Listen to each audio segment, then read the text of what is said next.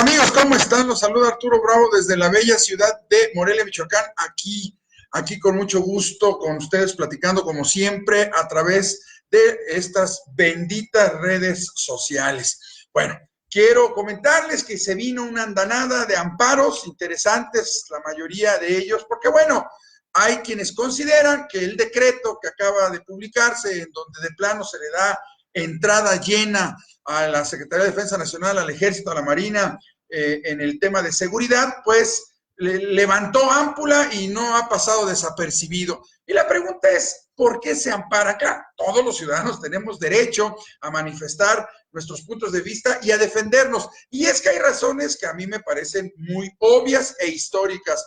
La verdad es que nos preocupa el cochinero que trae el ejército desde hace casi 15 años, o si me voy a más de hace 30 años. El ejército ha cometido todo tipo de abusos, todo tipo de situaciones verdaderamente oscuras y terribles en este país. Y bueno, pues es justo que haya quienes se amparen, así como se ampararon contra medidas que gobernadores toman arbitrarias. Y bueno, para eso se crearon estas figuras, esta figura verdaderamente tan importante.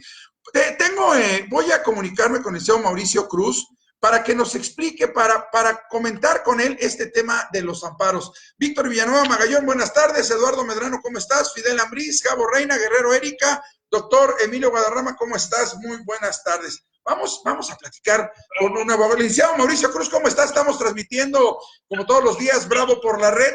Gracias por recibir esta llamada. Y bueno, la pregunta inmediata que te hago es, ¿por qué ampararse contra un decreto, sobre todo contra una medida que viene caminando desde hace prácticamente 30 años en México, que es militarizar la vida social en este país y sobre todo el tema de seguridad? Adelante, abogado. Muchísimas gracias, mi querido Arturo. Un saludo para todo tu auditorio. Mira, agradezco la gentileza de tu llamada y por supuesto que te lo comento, es muy importante porque tiene que ver no solamente con la vida democrática de nuestro país, sino con nuestras instituciones y nuestro Estado de Derecho, que parece ser que cada vez está más muerto. La verdad de las cosas es que nosotros entendemos que dentro de nuestro sistema republicano hay una división de poderes, y entre esta división de poderes debe haber actos de coordinación y no de subordinación. Y parece ser que hoy día el Ejecutivo, con esta medida que puntualmente estamos haciendo notar y estamos haciendo valer ante el Tribunal Constitucional, es precisamente en un exceso de las atribuciones que tiene y que no tiene las facultades precisamente para emitir un acuerdo de esa naturaleza, donde quizá de hecho ya están los militares en la calle. Así es. En derecho no hay ninguna facultad, y además de esto se está soslayando no solamente el derecho nacional, se está soslayando el derecho internacional, pero sobre todo se está soslayando la dignidad institucional, porque no puedo entender cómo los militares van a sujetarse al arbitrio de una institución civil y cómo las instituciones civiles puedan tener esa coordinación y organización conjuntamente con las instituciones militares, ¿no? Yo creo que tenemos ejemplos muy crudos de lo que ha sido el manejo de la militarización a la seguridad pública. Y bueno, tú hablas de 30 años, ¿no? Y bueno, tenemos ahí los hechos del 68, el claro, me quedé corto. Te quedas corto. Entonces, bajo esa situación tenemos los últimos eventos, después de la talla, se nos olvidan aquí los eventos que tuvimos en la Patzingán, las ejecuciones, hace apenas unos 3, 4 años, en Tanuato. Entonces, tenemos una situación ahorita que la Corte incluso Interamericana acaba de resolver el año pasado, en noviembre, precisamente sobre el caso Alvarado, y que tiene que ver precisamente con desapariciones forzadas, y que tiene que ver con el desplazamiento forzado y la desaparición forzada de personas. ¿Qué quiere decir esto? Yo respeto mucho las instituciones militares, por supuesto que son parte de este país, son parte importante, pero tienen una función completamente diferente. Y el artículo 129, que es al que nosotros incluso nos estamos acogiendo en mayor medida, es muy claro. Entonces yo no entiendo por qué nuestro señor presidente, conjuntamente con sus asesores y conjuntamente con extraordinarias personas que se supone deben tener una capacidad, pero sobre todo conocimiento de la ley, están soslayando nuestro Estado constitucional de derecho. ¿sí? Interesante. A ver, porque los amigos, obviamente, sé que hay muchísimos. Hace unos días, incluso por ahí se soltaron unas encuestas de cuál era la percepción, cuál era el respaldo o rechazo que se le daba a esta medida tomada por Andrés Manuel López Obrador, que bueno, para muchos contradice el discurso de un hombre que de alguna u otra forma, siempre que se le preguntó, manifestaba muy claramente no estar de acuerdo con que con que el ejército saliera de sus cuarteles. Una y otra vez lo dijo. Obviamente que pues ya siendo presidente hay cosas que definitivamente parece que cambian, y sobre todo en América Latina el uso de las Fuerzas Armadas en el tema de seguridad es como algo muy común. Pero a ver, licenciado, ¿qué hacer? O sea, vamos, parece que el error garrafal del gobierno de Andrés Manuel es no haber primero fortalecido a las policías municipales, porque creo que era un tema importantísimo, que no es su atribución, pero me refiero a haber platicado con los presidentes municipales de todo el país. Luego, pues obviamente que aunque le caigan mal y la mayoría sean unos tranzas, déspotas, incapaces, ineptos gobernadores, pues tener que hablar con los gobernadores para fortalecer sus policías y combatir la corrupción dentro de ellas. Y luego, pues a mi criterio, no haber desaparecido la Policía Federal, aunque fuera del odioso y sanguinario Felipe Calderón, pero bueno, ya esas tres cosas no se hicieron.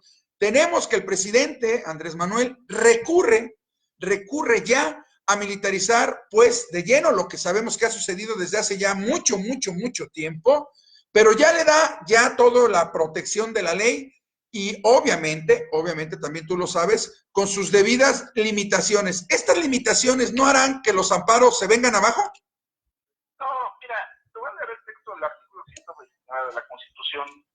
Dice, en tiempo de paz, ninguna autoridad militar puede ejercer más funciones que las que tengan exacta conexión con la disciplina militar. Sí. Solamente habrá comandancias militares fijas y permanentes en los castillos, fortalezas y almacenes que dependan inmediatamente del gobierno de la Unión, sí, o en los campamentos, cuarteles o depósitos que fuera de las poblaciones establecieren para la estación de tropas. Sí. ¿Qué quiere decir eso? Que deben estar acuartelados, no pueden estar ejerciendo funciones de seguridad pública.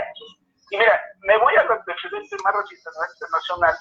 En octubre 16 y 17 se le hizo a México el examen de derechos humanos. Sí. Este examen, en varios rubros nos reprobaron, vamos a hablar amplísimo sobre todo esto, pero el 9 de noviembre emiten los resultados y se los mandan a México. Y dentro de los resultados específicamente, cuando se habla ahí en los rubros 18, 19, 20, se establece justamente lo que es la Guardia Nacional y le hacen el análisis exhaustivo y nuevamente le reiteran a México que no puede estar una institución militarizada. ¿Por qué no se puede ir abajo esto? Porque la misma condición en la reforma que hicieron el año pasado para incorporar la Guardia Nacional, para la formación de la misma, sí, establece que es una institución civil. sí. Lo que establecen los transitorios es que iban a tomar elementos de la Guardia de la milicia para incorporarlos en tanto fueran preparando personal civil, sí, y evidentemente se iba a desmilitarizar. ¿Y cuál es el resultado de México, de la ONU, del Consejo de Naciones Unidas, de Derechos Humanos de Naciones Unidas? Que se tiene que desmilitarizar precisamente a la Guardia Nacional y a cualquier cuerpo de seguridad pública que tenga militares. Luego entonces, bajo esta circunstancia, no hay una justificación legal ni en el derecho doméstico o nacional ni en el derecho internacional.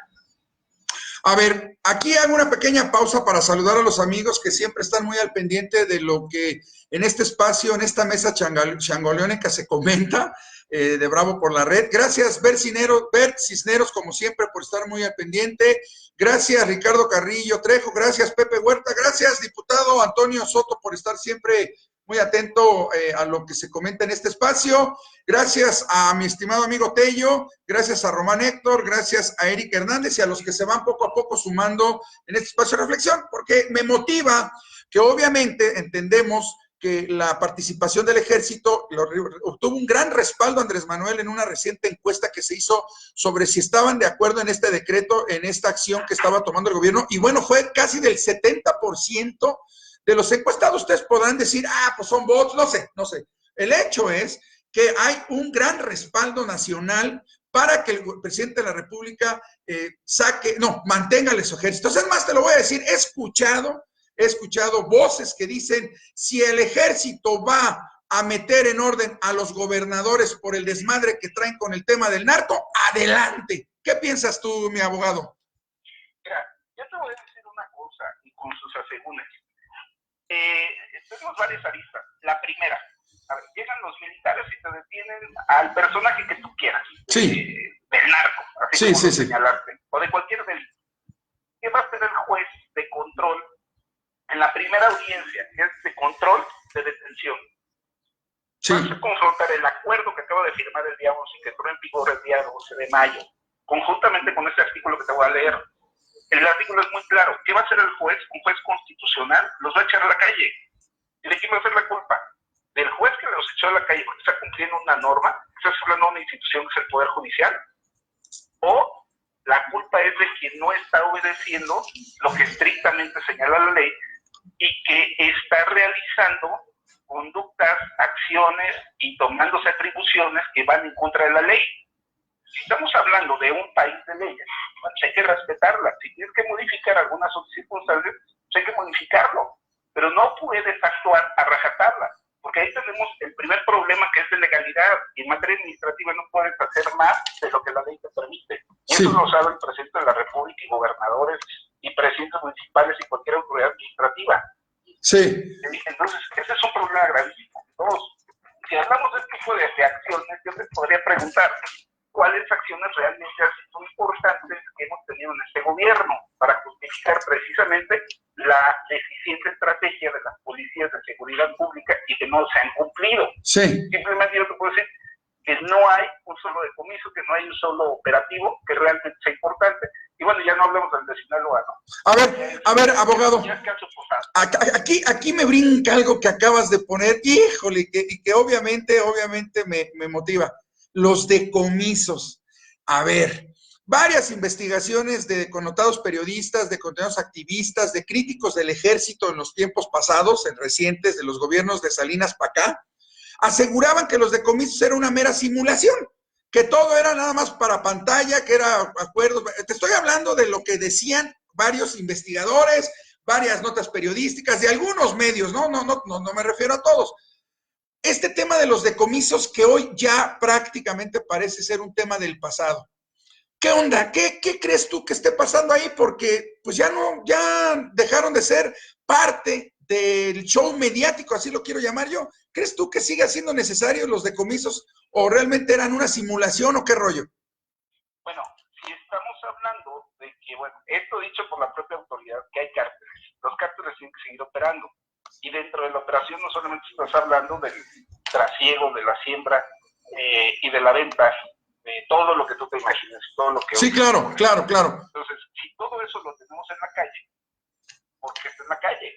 Quiere decir entonces que hay una fallida estrategia de seguridad pública en el combate precisamente al narcotráfico, al narcomenudeo, en la modalidad que tú quieras. Y no solamente eso, estableciendo además las otras variantes que son precisamente de armas, ¿no? Y recuerda, nada más te voy a dar una cifra, que esa es muy palpable, porque el IPE del propio INEGI, que recuerda que cada año lo emite, establece, y los últimos años, esto no es exclusivo de este gobierno, deja el delito en primer lugar a la extorsión. Sí. A nivel estatal y a nivel federal. Sí. ¿Qué quiere decir? Que precisamente estamos siendo a los ciudadanos rehenes de este tipo de conductas que son antijurídicas, ilícitas, y que el Estado tiene la obligación de salvaguardarnos a todos nosotros que somos los ciudadanos. A ver, híjole, qué interesante. Déjame saludar a los amigos. Jacqueline Díaz Gutiérrez, saludos a Uruapan. Víctor Lemos, muchas gracias. Juan Manuel Vidales, gracias por sumarte. Gracias, doctor Emilio Guadarrama. Bueno, a ver, estamos tocando un tema muy sensible que ha sido debate, y que hoy se le critica a un sector de la oposición, sector de abogados independientes, parte de la sociedad civil, parte de colegios de abogados, se le critica, incluso algunos morenistas no están de acuerdo en que se mantenga el ejército en temas de seguridad, porque lamentable, y lo digo con toda la responsabilidad que conlleva, desafortunadamente, el cochinero, los abusos y todo lo que ha dejado el ejército en la vida nacional de este país ha sido terrible, terrible. Y hay sus partes respetables, pero hay sus partes muy sucias, muy oscuras y muy abusivas. Hoy los exsoldados con serias limitaciones estarán a cargo de tomarán parte del tema de la seguridad en un país donde estados como Michoacán, Guerrero, Oaxaca, Chiapas han quedado muy lastimados con la intromisión de las Fuerzas Armadas, sobre todo de manera cruel en los gobiernos de Felipe Calderón y Enrique Peña Nieto, que dejaron este país sumamente ensangrentado. Hoy seguimos con los niveles de violencia muy descarriados, a pesar de que el presidente asegura que no es tanto, y que también la violencia doméstica tampoco está desbordada, que mucho de ello son llamadas falsas, cosa que preocupa, pero que también invita a investigarse y corroborarse. Y el abogado, mi buen amigo, el abogado, nos está platicando sobre un tema bien importante: ampararse. Hoy pudiera uno pensar, hombre, ya dejen en paz el amparo, pobre amparo, pero sigue siendo importante el amparo, mi estimado abogadazo. Sí, claro, es el medio de control constitucional que tenemos los ciudadanos. Los ciudadanos no podemos salir con un arma en la calle, lo tenemos prohibido. Puedes tener un arma en tu casa por las disposiciones constitucionales, pero no puedes salir a la calle con eso.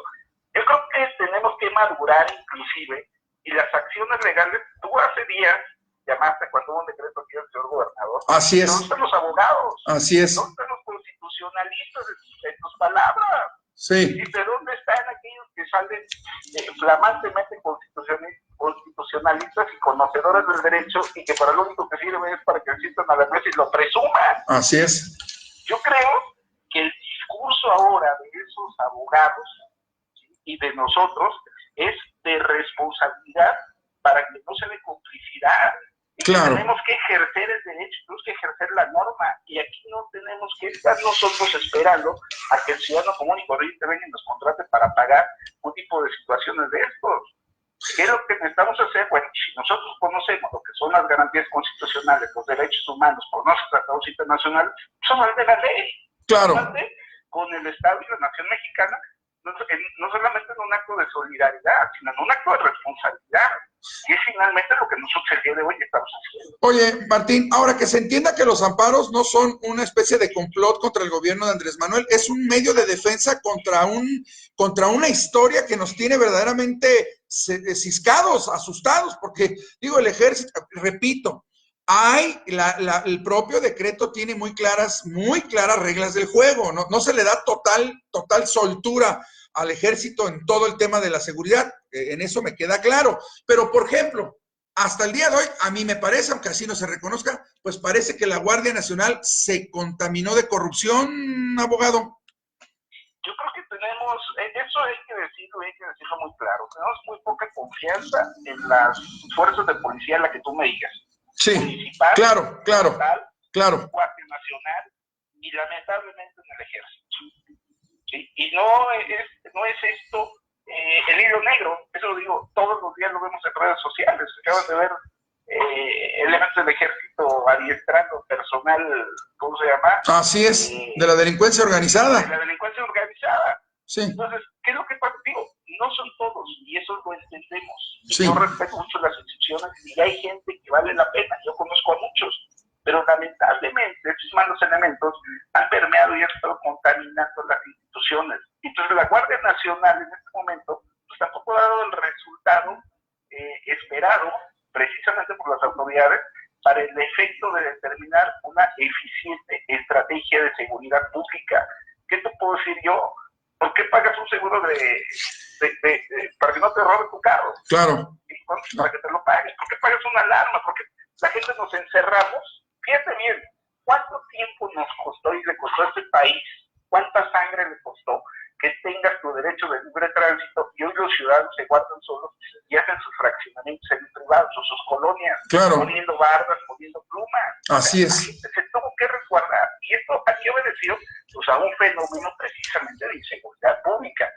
Y el día de hoy, pues, lamentablemente las policías no gozan del mayor prestigio. Y esto sí tiene que ver necesariamente con una política de seguridad pública que sí es atribuida al Estado. Oye, Martín, el presidente, digo, vamos, no es el presidente, Mauricio, perdón, aquí tengo a Martín, déjame saludar a Martín, ¿cómo estás? Buenas tardes, Ámbar, Jaime, ¿cómo estás? Jorge Hidalgo, Leonardo Segura, Mauricio Cruz, abogado.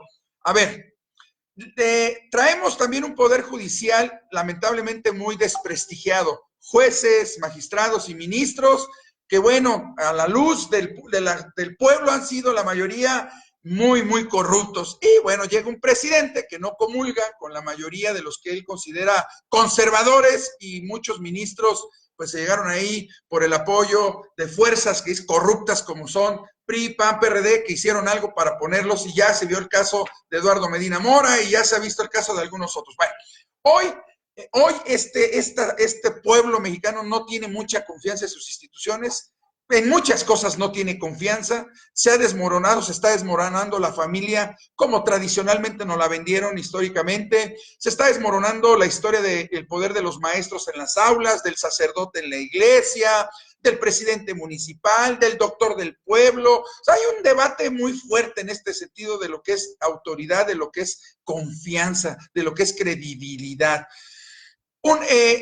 En el asunto del amparo, ¿habría la posibilidad, Martín, de que Mauricio, de que esto se caiga, de que esto pueda no encontrar el camino adecuado, porque ahorita el Poder Judicial también tiene que tener cuidado, aduciendo que está protegiendo a las mayorías que se están viendo ya prácticamente atosigadas en los estados por la falta de interés de los gobernadores de combatir el narcotráfico?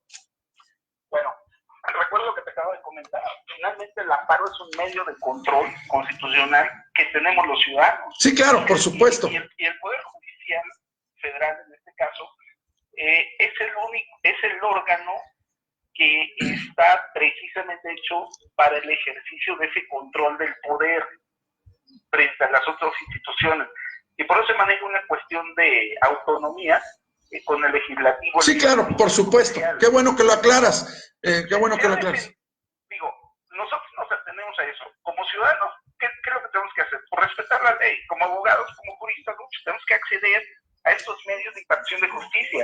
Si los medios de impartición de justicia se equivocan o están contaminados o corrompidos, bueno, tendremos que agotar otras instancias a las que no quisiéramos llegar, porque finalmente siempre estamos quedando muy mal parados ante las instancias internacionales, y me refiero ante la Corte Interamericana, y me refiero a los consejos de seguridad a través de procedimientos especiales en la propia ONU. O sea, entonces, Martín, sería esperar ahorita, Mauricio, perdóname, no me hagas caso, abogado, ya, no me hagas, perdónenme amigos, estoy en la luna. Abogado, a ver, entonces, estamos frente a una necesidad urgente, estamos frente a un tema grave de seguridad que no se ha podido completar de manera eficiente, ¿vamos? Eso no justifica, no, de ninguna manera puede justificar, Mauricio, por ningún motivo, que siga el ejército en las calles. Bueno, sin embargo, para el presidente que más habló en contra de esta acción que hoy está él apoyando, pues resultale importante, porque pareciera que su Guardia Nacional hasta el día de hoy ya se contaminó, porque les paso un dato, y este es un dato certificado por el Chango. Pues parece ser que los mandos de la Policía Federal que se lograron infiltrar por vaya usted a saber quién, que no los quiso tachar de malos y les dejaron chance que mandaran a la Guardia Nacional, pues son los que están ahorita prácticamente ensuciando y dañando a la Guardia Nacional. Entonces esto parece que obliga al presidente a tener que meter al ejército, un ejército que está muy dañado en su imagen, muy lastimado en su imagen. Y bueno, hoy era de esperarse que muchos abogados, colegios de abogados en todo el país, que yo me imagino que ya haber una metralla de amparos, pues estén en esta acción que a todos nos puede pues perjudicar, mi estimado abogadazo. Claro, porque es una cuestión de legalidad. O sea, yo puedo entender la desesperación o la necesidad. Lo único que te digo, hazlo bien. O sea, no puedes actuar al margen de la legalidad, y menos siendo presidente el titular uno de los poderes, porque tienes que salvaguardar la integridad, pero además eres finalmente ese ejemplo moral. Si en el discurso tienes una moral tan amplia, que es doble o triple, bueno, esto no quiere decir que tengas necesariamente que pasarte la ley por donde tú quieras, ¿no? Sí, claro, claro. Y bueno, esto se está haciendo porque todos los ciudadanos, incluso todos los seguidores de Andrés Manuel, excelente, extraordinario, pero también entender que lo que se haga, que sea conforme a derecho. Digo, vamos, porque está en la ley. Si no nos gustan las leyes, pues ahí están los diputados para que las reformen, mi estimado, ¿no? O sea, que hagan una reforma, y sé que ha habido muy buenas reformas, como otras que de plano dan vergüenza, pero sí, es importante que si no nos gustan muchas cosas, también los ciudadanos manifestemos y hagamos llegar al presidente por los diferentes medios por qué nos preocupa que el ejército salga a la calle. También nos preocupa, sí, claro que nos preocupa la manera en como muchos gobernadores, desafortunadamente, no de ahorita, sino ya de hace 40 años, se han venido aliando con la delincuencia organizada, han sido parte de la delincuencia organizada, lamentablemente, han sido ganadores y han financiado sus campañas gracias a la delincuencia organizada, y entiendo la preocupación quizá del presidente en ese sentido, pero yo pienso que estos amparos que se hubieran podido haber evitado si desde un principio se hubiera reunido a todos los especialistas en materia de derecho municipal. Había que reforzar la municipalidad en este país. Yo siempre he insistido, el municipio está muy lastimado, están muy mal lastimadas las autoridades municipales, y creo que al presidente esa parte no le importó y sigue sin importarle. Y yo creo que ahí está el secreto de todo, ¿no? Vas a meter a los militares, te puedes traer a los Marines, te puedes traer a Scotland Yard, pero mientras no fortalezcas la vida municipal, que es el sostén del Estado mexicano, como es el municipio, pues va a valer madre, mi estimado abogado. Efectivamente, aquí lo que tenemos que hacer, y es algo que no acabo de decir, es el fortalecimiento de nuestras instituciones.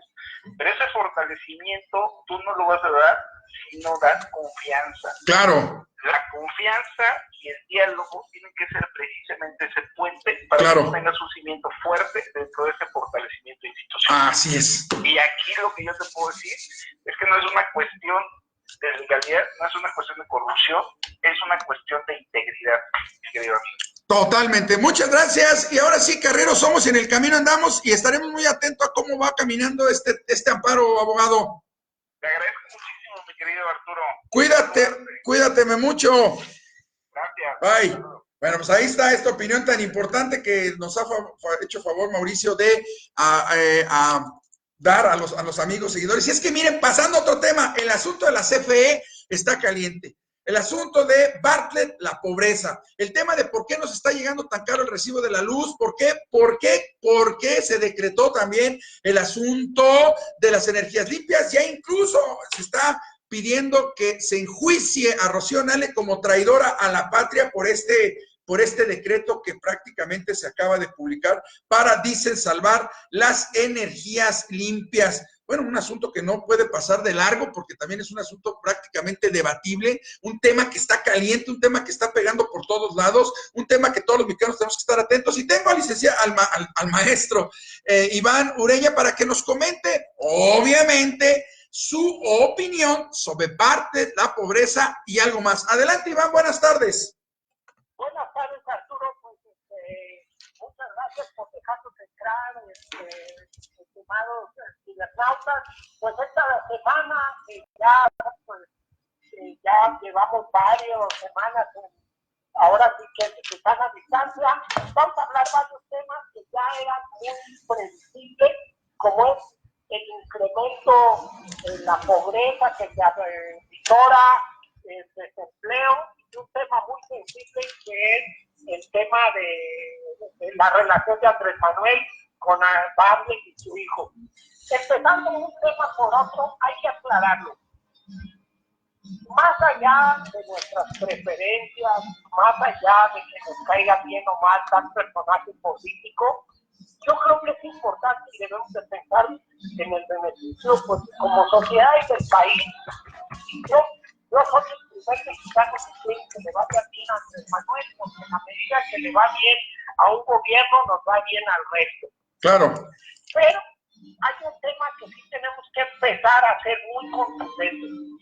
Andrés Manuel, como alguien, como muy político, fue muy insistente en el tema de la corrupción y que hay que combatirla. Y yo creo que entre los ciudadanos hay consenso de que la corrupción se debe de combatir, no solo por porque es una inmoralidad, sino porque es un desperdicio de recursos, sino porque también inhibe el crecimiento de un país en su progreso. Así es. En el caso de Bartlett, creo que si no se da cuenta pronto Andrés Manuel que mucho de su reputación va de por medio, y esos tratos y esas asignaciones directas, aunque ya se haya cancelado el contrato, yo creo que debe de cortar de tajo con esa relación, porque si no es como un tumor que se encuentra, y si no se corta a tiempo, se convierte en una metástasis.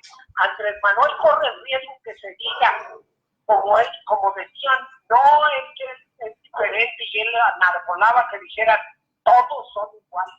Corre el riesgo de no tomar una medida drástica y de deslindarse de Bartlett, que representa lo más rancio y lo peor de nuestro sistema político. Sí, adelante.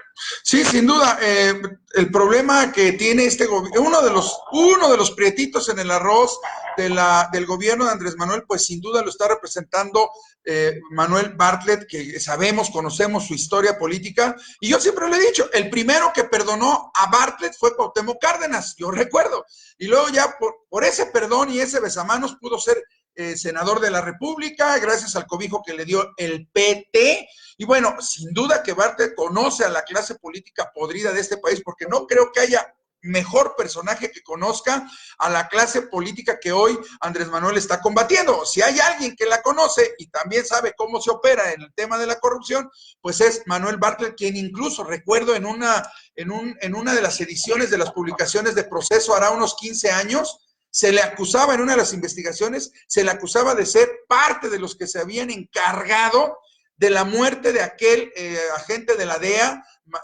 Camarena, en México. Se asegura, incluso había grabaciones, incluso hay artículos, yo tengo por ahí la revista Proceso, donde se decía que a Manuel Bartlett le llevaban dinero a su casa, una de sus residencias, consecuencia de esos acuerdos que había con la delincuencia organizada. Bueno, ahí están esos documentos en Proceso, de la revista Proceso. Hoy el presidente parece que no lo ve, que no le interesa o que prácticamente no le importa, pero bueno, sabemos pues que todos los gobiernos, y esto es algo que no justifico, pero parece que sucede, todos los gobiernos requieren la parte oscura, Iván. Parece que requieren ese caballero negro, ese plomero, ese personaje sucio que es el único que se va a meter a la cloaca. ¿O cómo ves tú? Pues mira, yo más bien recuerdo incluso que efectivamente a Bartlett siempre ha habido la sospecha de que fue el asesinato de este periodista. Manuel Buendía. También. Pero yo recuerdo en esas publicaciones, incluso Bartlett tuvo una reunión en aquel momento con la élite, si se pudiera hablar del narcotráfico, y que Caro Quintero, como ya estaba en tratos con Bartlett, le dijo: mi jefe, nosotros vamos con usted nos dice cuánto vamos a poner para su campaña. Y ya ves que de los muy fuertes a la candidatura, sí, claro, era de Bartlett, así es, era el de energía, todo el poder que tenía en gobernación, y muy cercano a Miguel de la Madrid, de energía, y Carlos Salinas, que al final termina imponiéndose. Pero Bartlett era el favorito de la mafia. Entonces es un personaje de oscuro pasado, y es donde empieza la gente que si de por sí hay mucha incredulidad y dice, tornan. Ahora que yo recuerdo mucho que se le acusó a Andrés Manuel y nunca quedó muy claro ese tema de que se había mantenido tantos años. Ahora se va a hacer una conseja popular, sea verdad o no sea mentira, decir ya sabemos por qué no lo puede correr, por qué no lo toca, por qué no le dice nada. Parece ser que lo mantuvo. La cosa, sea verdad o sea mentira, luego en la política es más importante a veces lo que la gente cree que es lo que es real. Pero, así es. Vamos, está haciendo un daño muy fuerte a Andrés Manuel. No sé por qué no se da cuenta de Andrés Manuel, es un hombre muy astuto, no sé qué compromiso tenga tan terminar esa relación, que le está haciendo un gran daño a Andrés Manuel, sino a la imagen misma de la clase política, porque la gente va a decir, y con razón, todos son iguales. Pues no va a haber forma de decir no es cierto.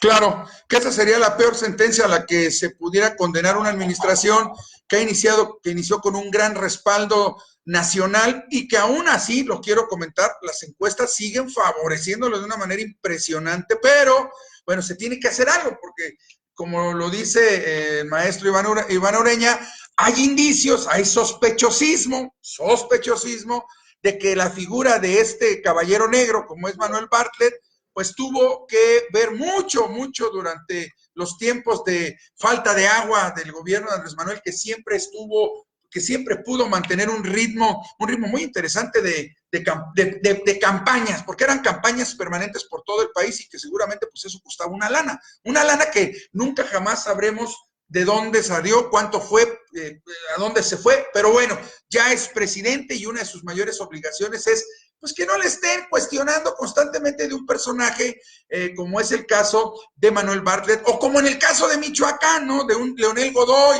de un Germán Martínez, que era la peor parte del panismo de Felipe Calderón y que ahora es senador de Morena, o de un Lázaro Cárdenas Batel, que ha sido, como lo dijeron los empresarios millonarios de Michoacán, el príncipe idiota, ¿no? Que simplemente estuvo como gobernador porque su padre cobró muy caro a Salinas de Gortari la gran traición. Pero bueno, esas son cosas que ya les dije, cuando yo vaya a la mañanera se las preguntaré al presidente de la República, porque son esos pendientes que traigo de llevar estas agendas, de estas preguntas y esta agenda allá a Palacio Nacional. ¿Algo más, mi estimado Iván, para cerrar? Sí, mira, vamos a hablar de lo que ya se veía venir, pues los datos duros empezaron a salir.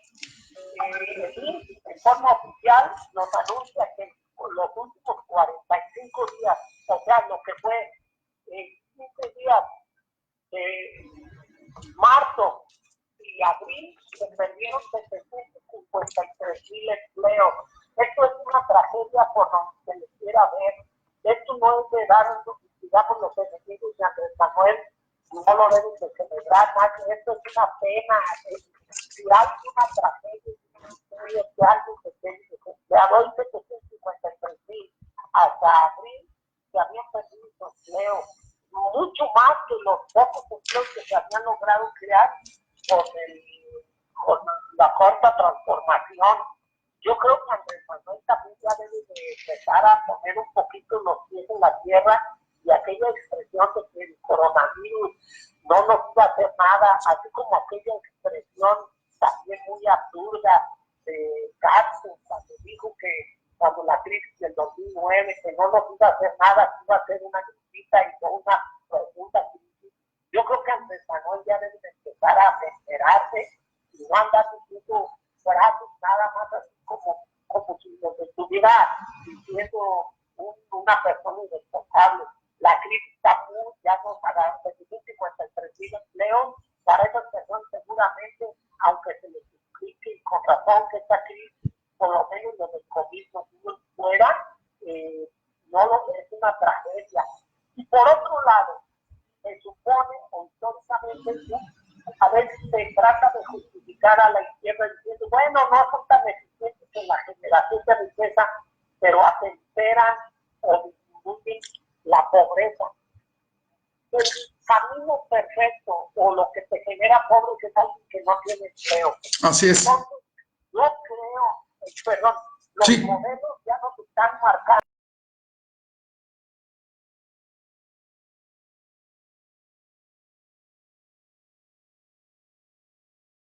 Va a incrementarse la pobreza extrema entre rangos de 8 y 9%. Y la razón es la siguiente.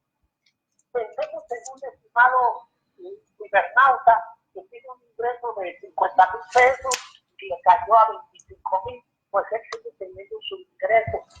Pero el que estaba ganando 15,000, tiene su empleo, se va a cero, ¿sí? Directamente. Entonces, Andrés Manuel, los datos, Andrés Manuel es un hombre muy astuto políticamente, por eso empezó a decir que no a las mediciones tradicionales. Él vale, tiene profundas críticas como se dice medida el crecimiento económico como se mide el PIB, pero hay que generar nuevos indicadores y eso lleva tiempo y ponerse de acuerdo. Pero esos indicadores nos están marcando que va a haber un incremento profundo en el desempleo y es el camino que lleva al incremento a la pobreza. Entonces, yo creo que ahí el gobierno tiene que tomar, pues ya le ganó el tiempo y los datos no le van a hacer nada favorable en esos indicadores tan sencillos y más teniendo o teniendo un gobierno de izquierda. Entonces, podemos decir 753,000 empleos perdidos. Eso es en el sector de la formalidad. En la informalidad también mucha gente va a quedar sin fuentes de ingreso y va a ser el caldo de cultivo para pues, un incremento en la pobreza. No nos vayamos a confundir que los pobres son criminales, eso no es cierto. Pero sí, no hay empleo, no hay dinero, no hay circulante, la inseguridad se va a incrementar. Esa es la realidad. Entonces, se está dando, como dicen, la tormenta perfecta, crisis económica, problemas de inseguridad, un país muy polarizado.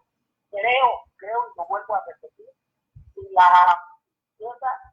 la oposición tuviese un poquito más de visión, como lo dijimos aquí hace 15 días, debería de decir a Andrés Manuel que tomo la palabra, y creo que Andrés Manuel lo dejaría, sería una política muy estratégica, porque lo dejaría sin justificación. Viene una crisis muy profunda, Arturo, estimados cibernautas, que estéis sin su empleo, cuídenlo, que estéis sin fuente de ingresos, cuídenla. Ahorita son tiempos de ser muy precavidos, de guardar dinero, porque viene la situación muy complicada